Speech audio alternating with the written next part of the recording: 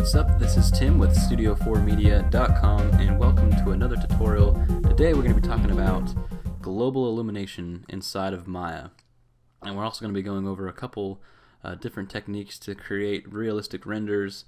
And anytime you're wanting to create realistic lighting and renders, you really need to use global illumination. Most of the time you need to use file gather, some caustic effects, and we're going to be going over all of that today, and hopefully you guys learn some stuff from this tutorial. So here inside of Maya I have a very simple scene. I just have a plane, a NURBS plane. I have a sphere with a simple blend material assigned to it, and I have a box with another blend material assigned to it, and then I have a spotlight that's shining down on my materials. So, very simple scene. If I render this right now, you can see nothing special. Have a little bit of reflectivity on the objects, and that's just found right here. So, that's really all there is to setting up this scene. Nothing too fancy. And what we're going to do to begin with is just kind of talk about what global illumination is and what it does. And basically, what global illumination is, it's a lighting process that Maya uses, and it uses virtual photons, and those photons are sent out by a light source. So this light right here actually can emit photons from it, and once those photons are emitted, Maya can decide whether or not they should be absorbed or whether or not they should be reflected off onto a surface. And that probably makes no sense right now, but it will here in a little bit. First, let's take a look at the sample image I put up on the website here. So you see, here we are, Studio4Media.com. And here's the global illumination image, and you see we have just a pair of dice right here, and you can see that they have you see this red that's bleeding off into the floor. So basically it's taking the red color from the dice and it's bleeding into the floor, and it's also creating some caustic effects because of the light that's shining through it, since these are obviously transparent dice. The light goes through it and then bounces off and hits onto the floor. And that is what global illumination and caustics do combined. And actually, if you look here, you probably can't notice now, but anybody that knows how to use global illumination, this is actually a pretty bad picture because you can see some of the photon circles. So, but hey, I did it in a hurry.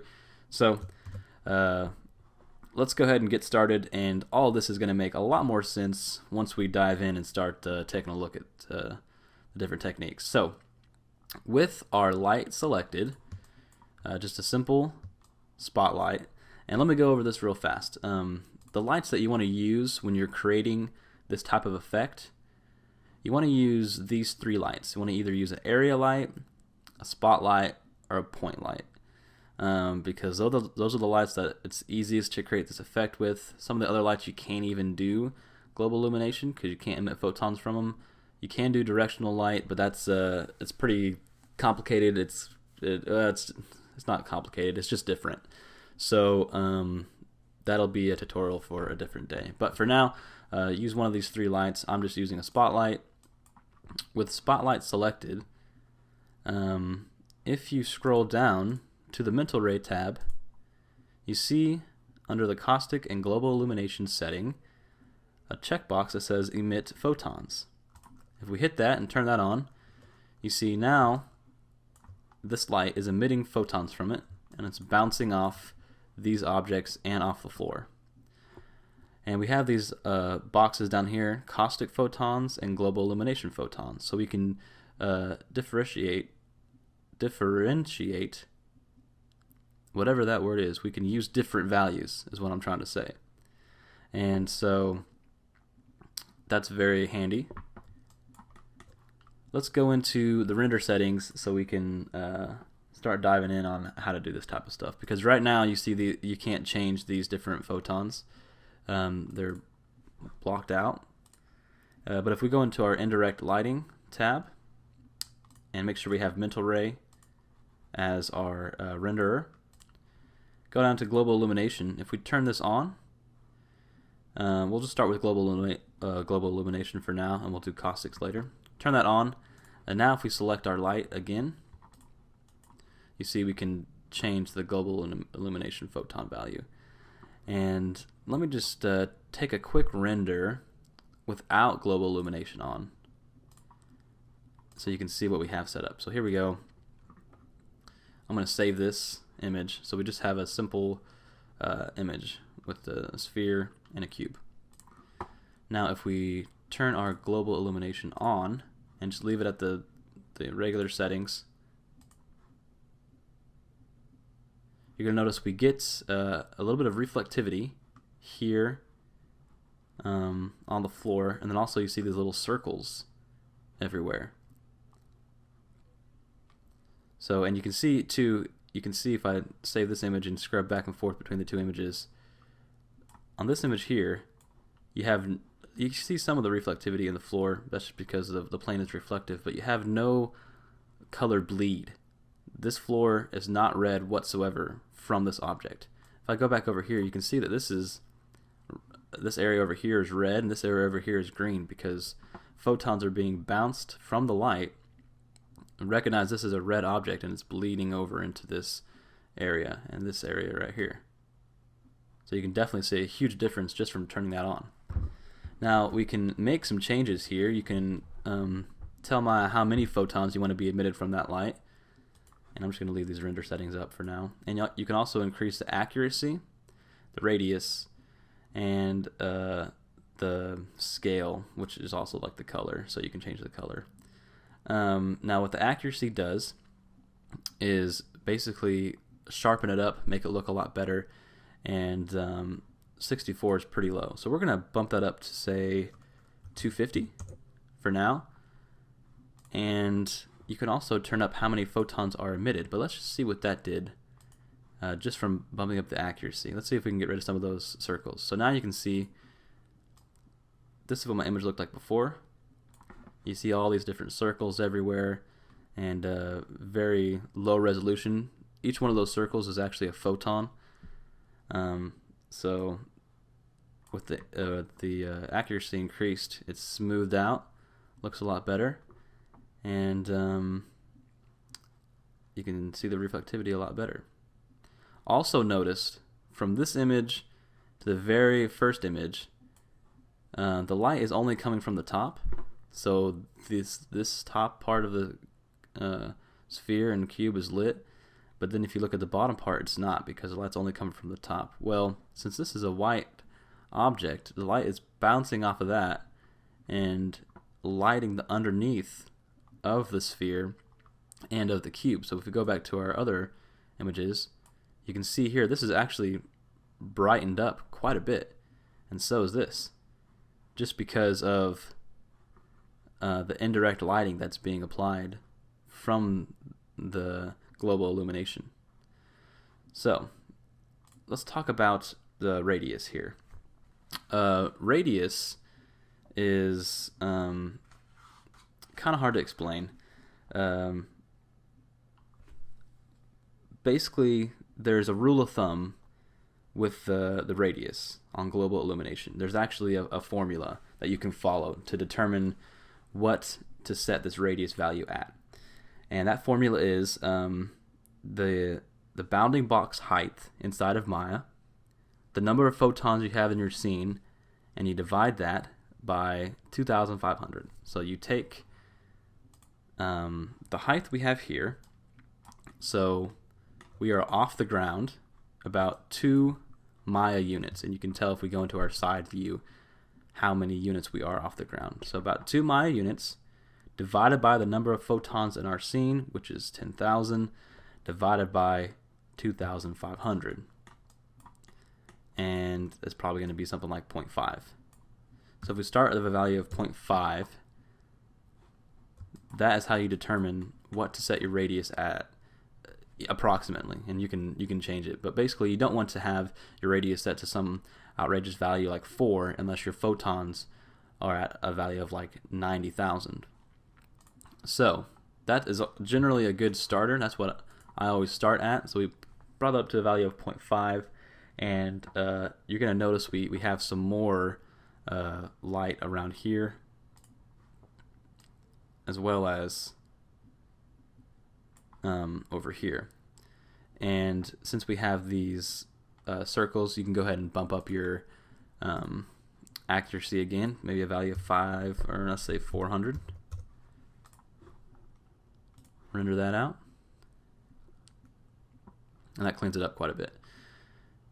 So there is the basics of what global illumination is, and I know we covered it pretty fast, but we're going to go over it a couple more times with different examples. So this is just a really basic scene, kind of understanding how to emit photons from a light, what that does, and how that affects your scene.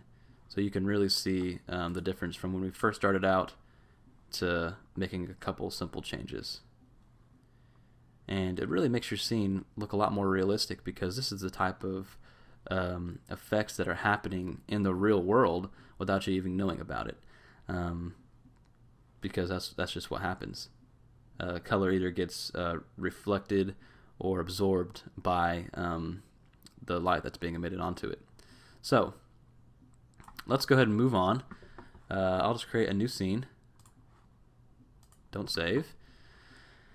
And I'm going to basically recreate that scene I just had. And we're going to talk about caustics this time. So let's create a light. And we'll just do a spotlight again. It's fine.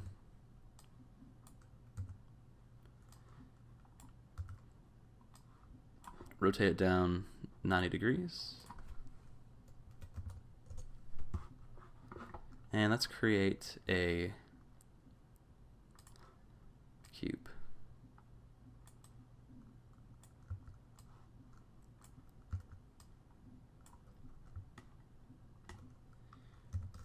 Make sure our cube is up off the ground so we can see what effect this is having. And I'm just going to turn up the cone angle on our light here and feather it out a little bit.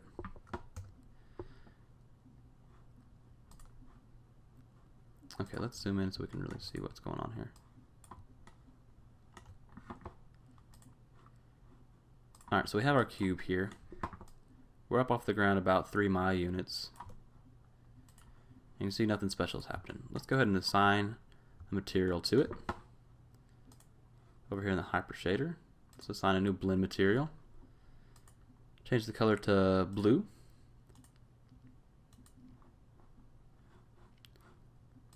And we'll assign it to this. And let's just turn the transparency up for the fun of it.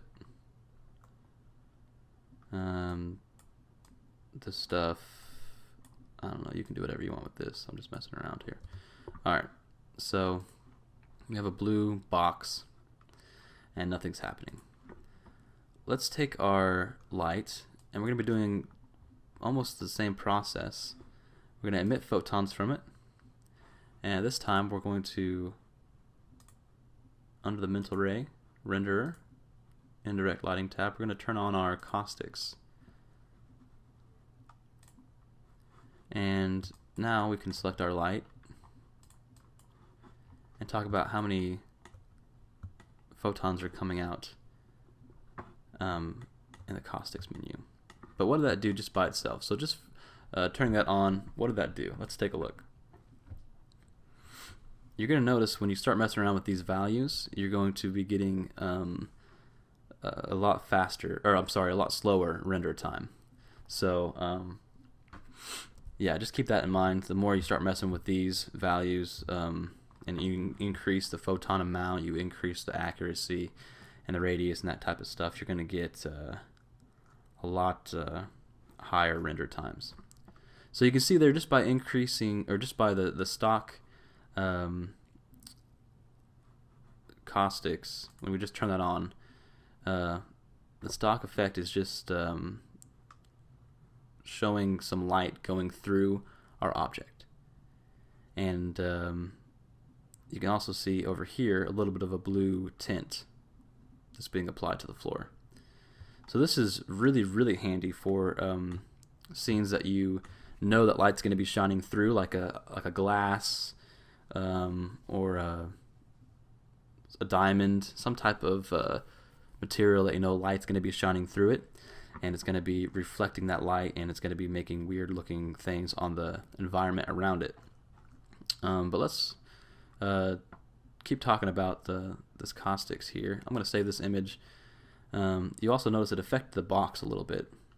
The box is actually getting, the light's bouncing around inside the box as well before it escapes. So it makes the box look a lot better. The different shades of blue in the box is what it changed. Let's look at the photon color.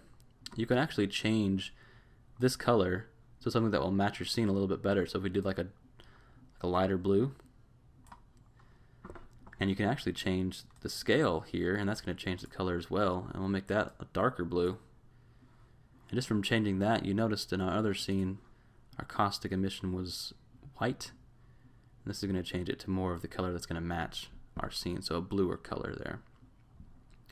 Now our caustic is not very bright, and you can change this a couple of ways. One of the ways is to just increase the photon intensity. So let's take it from 8,000 to, let's say, 15,000. Make it a big difference so we can see what that's going to affect.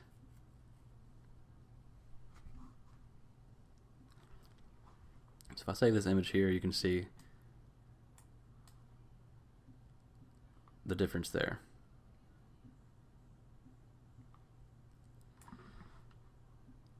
Also, let's increase our accuracy to a value of 250, and this accuracy acts the same as the accuracy inside of Global Illumination. You can see these are almost the exact same type of effects. The settings are almost the exact same. And let's increase the radius to a value of 0.5. And let's increase our photon as well to say 20,000, so double it, and let's increase our radius to 1 since we doubled it. This is just going to emit more photons, and we might see a couple of bad resolution because our accuracy is not high enough, but we'll see. Now that looks pretty good. So we're getting a pretty good looking effect. A couple different photons you can see inside of here. Just increase your accuracy, we'll get rid of that. But this is a really, really basic example, and really so is the dice that I set up. It's a really basic example because really all it is a bunch of cubes, or 2 cubes, that are just having light go through them and having this caustic effect. Now what's really cool is when you start applying the global illumination effect with the caustic effect, and that's what we're going to look at next. But before we do that, let me go over one more thing with this. There's different types of caustic filters that you can have, and that's going to change what this looks like.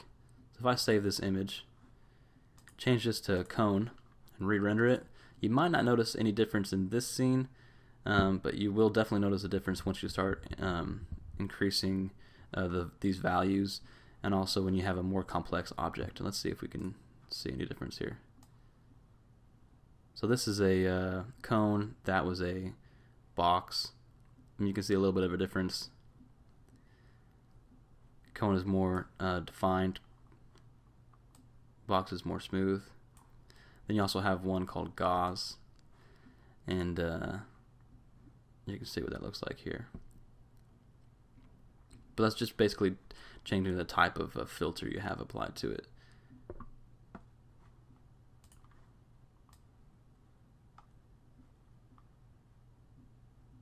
So you can see the difference there. Anyway, that is caustics. Now let's use all these different effects together and see if we can't make a cool looking scene. Okay, so here I have something called a Cornell box. And what this is it's just a light box basically that you can use to experiment with different values of realistic lighting. And this was, I believe it gets its name from like Cornell University, because that's who the people that came up with this idea. All it is a bunch of planes put together, and I have two lights here. So I'm going to open up our channel editor so I can select things easier. So I have 2 point lights, one on the right, one on the left, and I have, believe it or not, 2 objects inside of here. And you'll see this one here in a little bit. If I render this out, this is my scene. I have a spiky ball, it's kind of transparent, and I have this blue looking thing, and nothing's really happening. I have a green wall, and I have a red wall and a green wall, and no light is being emitted from inside of this transparent object, and we have no shadows. Really nothing too interesting is happening. But let's go ahead and save this image, and we can take a look at what type of changes we'll be making here in a little bit. So we have these 2 objects, and let's go ahead and start making some changes here. So I'm going to select one of my light bulbs, and obviously, to get started we have to emit photons, and inside of our render editor here, under the indirect lighting, let's go ahead and turn on global illumination and caustics, and let's also turn on final gather. And if you don't know what final gather is or what it does, well, that's also a tutorial for another time. We'll talk about final gather. I might have a tutorial coming up just on final gather. It's a really cool effect, and it really makes your renders look a lot better. So let's get started. We have the global illumination turned on, caustics turned on, and now if we select either one of our lights, we can change the number of photons we have. Let's just render it out and see what we get just by the default settings. And you're going to notice here our render time is increased quite a bit just from the default settings.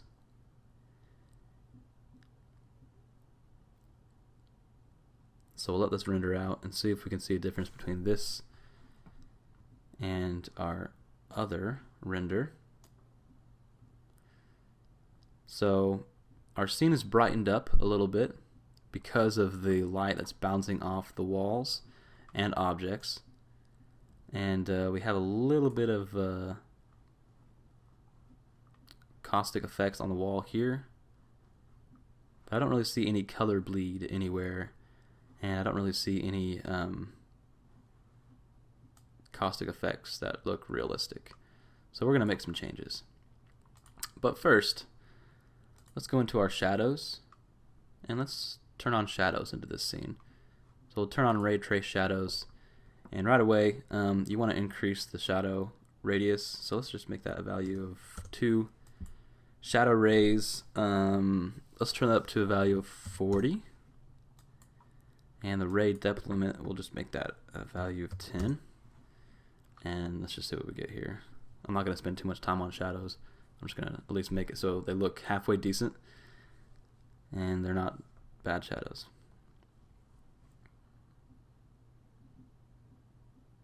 Okay, this is looking pretty good.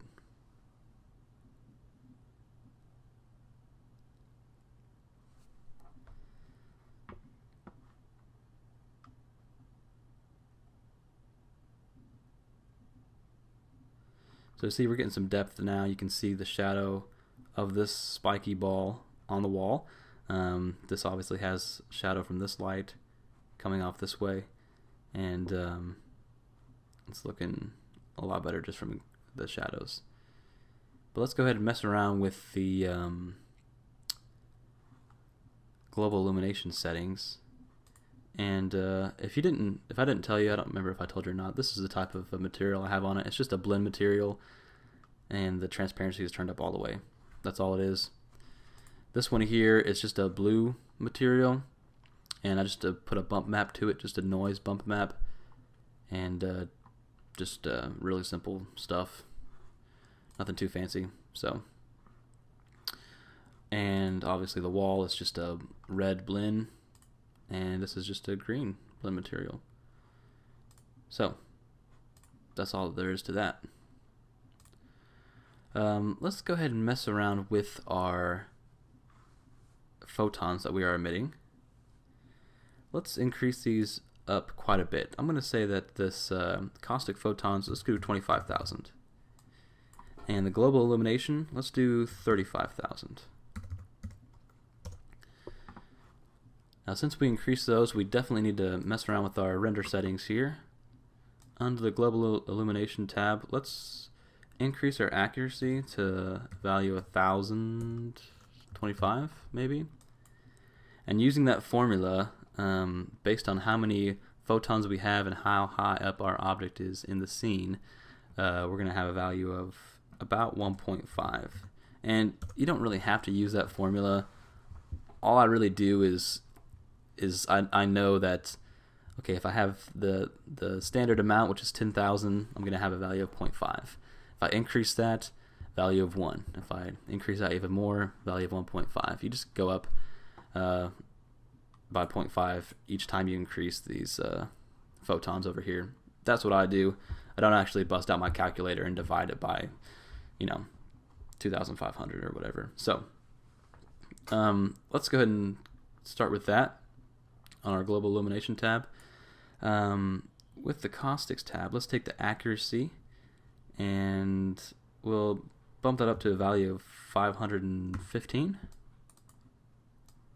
Radius, using the same thing, 1.5. Keep that the same. Let's change this type to cone because it's a more sharp filter, and we'll leave this the same.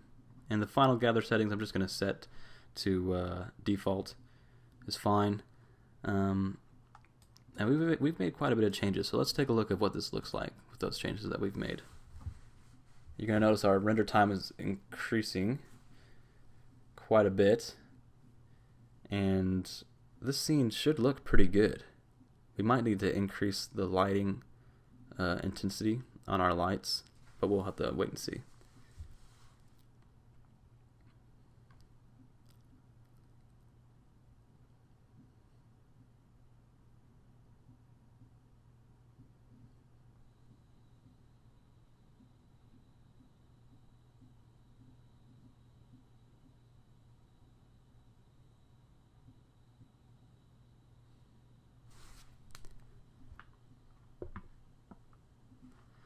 Okay, so we notice here we're definitely getting some color bleed inside this transparent object.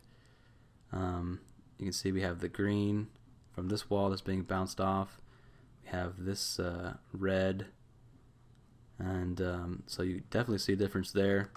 But let's go ahead and keep tweaking these values just a little bit more. Let's increase our light. Well let's yeah, we can increase our light maybe to a value of 1.5. Let's just see how. Let's do 1.3 on each light, and let's make sure that's not too bright. And we'll notice right away if when we render it out if it's too bright or not. And we might increase our photon intensity as well. And you know what I just realized? I don't think we increased the value on our second light. We only did it on one light. And you definitely want to make sure you do that on both lights. So let's take a look here. This light has the values on it. This one does not, so it's not emitting any photons whatsoever. That would be a big deal. I think we had 25,000 and 35,000. Is that right? Yeah, that would definitely make a big difference. Let's see what this looks like now. And this scene might be a little bit too bright because we just increased the intensity of our lights, but we'll see. And now you can really see that our scene is slowing down, but we should see a big difference here as far as the global illumination settings. And we should start seeing some caustic effects coming from this guy right here.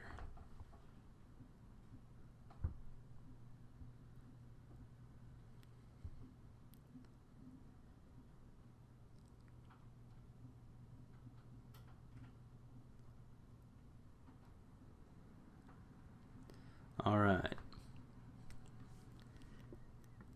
You can definitely see some caustic effects in the floor now. Wait till this clears up a little bit, but you see these different variations in the light on the floor. And we can even bump this up more if we like and see some cool color bleed right here on the floor. So with this scene, I would probably bump these values up quite a bit, bump the photon intensity up, and I would keep messing around with these caustic effects to really make it look cool, since we have this transparent spiky ball. Let's just get crazy here. Let's increase this to value 50,000. This one here, 50,000. Accuracy 1,300. Accuracy 700. Radius 2. This might not look good at all, but let's just see what happens, just so we can start getting some different type of effect. And then I'm going to move on to one other scene to kind of show you some more effects with this these settings. So, and our render time is going to take a lot longer now that we have these settings bumped up. You're definitely going to notice a difference.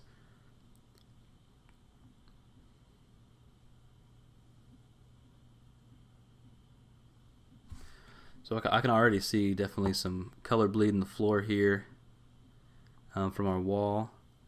Some different color in our spiky ball here that's being bounced off.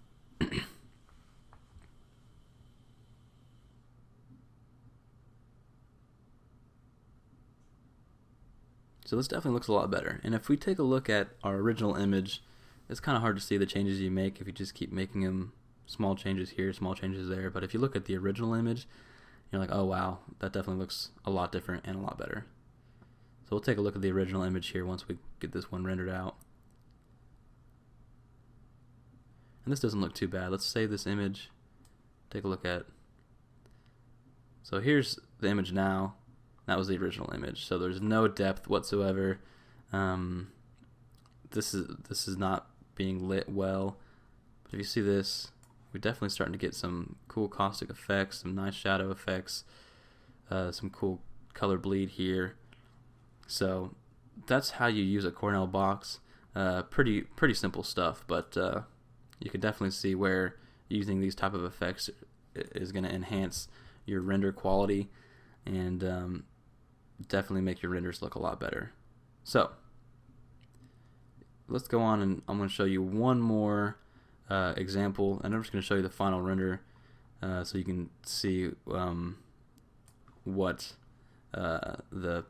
you can do with these types of effects. So, okay, here is another example of a Cornell box. We just have a light from the top here that's shining down, and it's being reflected onto this wall right here, and you can definitely see the caustic effects and the global illumination settings that are being applied in this image, now that you guys know what to look for.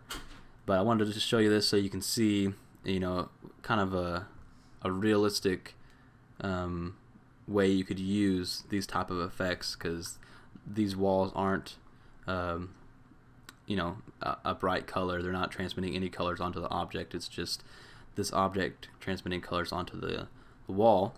And imagine if this was animated and it was like doing circles, and you could see these caustic effects all over the place. So definitely be pretty cool. So that's how you use global illumination and caustic effects to create these, you know, more realistic lighting situations, and definitely makes your renders look more realistic. So hopefully you guys learned something from this tutorial.